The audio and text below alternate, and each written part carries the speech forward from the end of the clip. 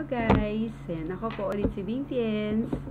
Once again, nandito po ulit ako sa inyong harapan para mag-share po ng dagdag kaalaman. Okay, so for today's video guys, I'm going to share about the one that I always eat.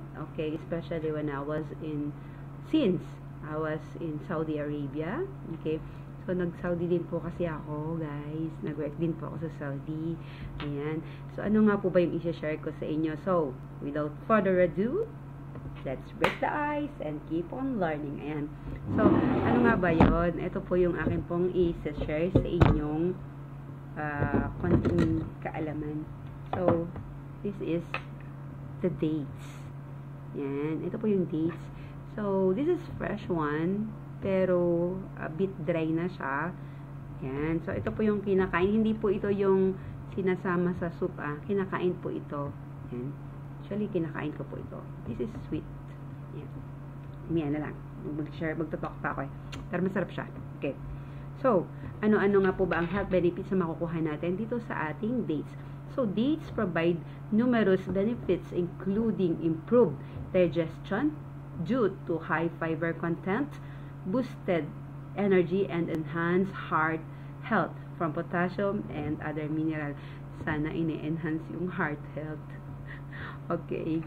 So, sorry sa mga broken-hearted. Okay.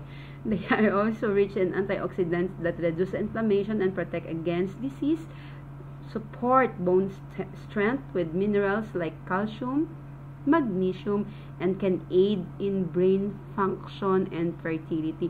So, napakarami palang health benefits na makukuha natin dito. Kaya nga naman pala. Yan. So, I'll always see to it na kumakain din ako ng ganito, guys. Okay? So, digestive health. High in fiber. Dates promote bowel regularity.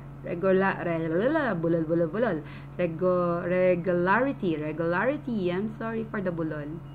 Okay. So, dates promote bowel regularity and can help prevent constipation. Ayan. Because of its high in fiber, feeds gut bacteria.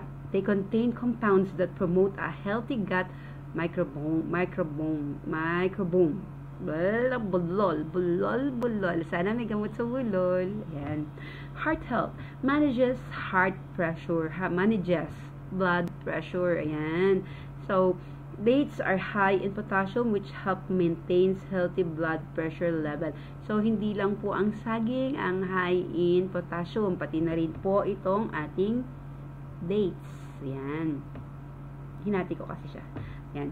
So, lower cholesterol. Adequate fiber intake can help to make lower LDL and total cholesterol levels. Ayan. So, guys, napakaganda rin po ng benefits para sa heart nito. Sa heart natin. And sana pati sa ibang benefit ng heart, no? Baka naman dates. Kaso walang ma-date at walang makipag-date. Ay, tama na yan. Enough that one. Energy and vein function. Natural energy boost. Dates are a good source of natural sugar, providing a quick energy lift. Actually, no? Yeah, napapansin ko because matamis kasi itong dates. So, nagbibigay siya ng quick energy. Yan. Yan. Okay, support cognitive function. They contain nutrients like vitamin B6 that are vital for brain health. That's why. Okay. Bone health. Rich in mineral. Dates contain calcium, magnesium, phosphorus, and manganese. All essential for strong bones. Yan po ang kinakailangan ng ating bones. Ang calcium, magnesium, phosphorus, and manganese. Ayan. Antioxidant and anti-inflammatory. Fight free radicals. Dates are packed with antioxidants like flavonoids and phenolic acid which protect cells from damage. Ayan. Reduces inflammation. These antioxidants can help reduce inflammation in the body and lower the risk of chronic diseases. Ayan. Other health benefits. Support during pregnancy. Consuming dates in the last few weeks of pregnancy may help with labor progression, possibly by affecting oxytocin receptors and contractions.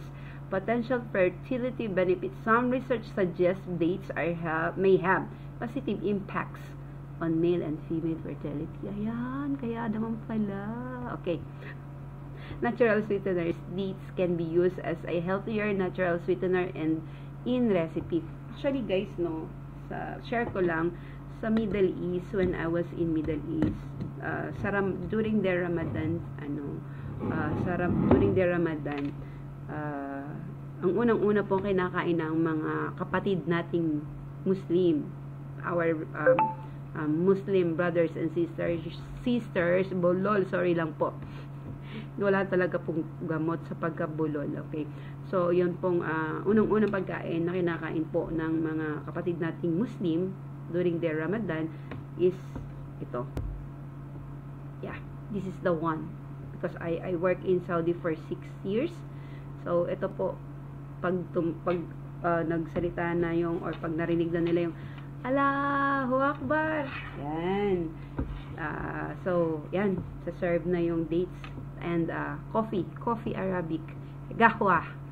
Yan, gahwa. If I'm not mistaken, gahwa is coffee in Arabic. So, correct me if I'm wrong, guys. Sa mga nasa Middle East po dyan, kaway-kaway. Okay. So, ayan. Ito po yun, guys. So, ito po yung kinakain ko to. Kaya nga meron ako nito eh. Masarap to, guys. Matamis. Kasing tamis natin. Kasing tamis ko. Ay, joke. Kasing tamis natin. OMG. Yan. So, yan. Kung nag-benefit po kayo, ang sarap. Sorry. Kung nag-benefit po kayo sa video na to, paki-heart, comment, and share na rin po. Ayan. Ako po ulit si Bing Chens. Once again, to God be all the glory.